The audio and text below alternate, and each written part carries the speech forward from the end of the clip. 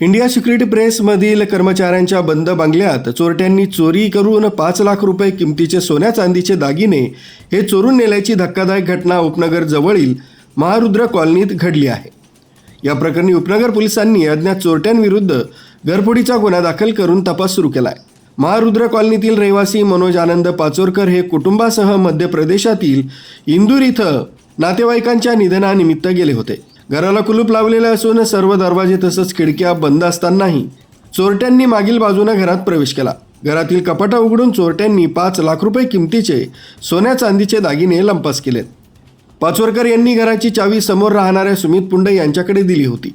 दुसऱ्या दिवशी सकाळी पुंड यांनी पाचोरकर यांच्या घराचा दरवाजा उघडा असल्याचं पाहिलं. त्यांनी तत्काळ पाचोरकर यांच्याशी संपर्क साधून घटनेची माहिती दिली. या प्रकरणी उपनगर पोलीस अधिक तपास करीत आहेत. न्यूज ब्युरो, सक्षम पोलीस टाइम्स, न्यूज 112, नाशिक.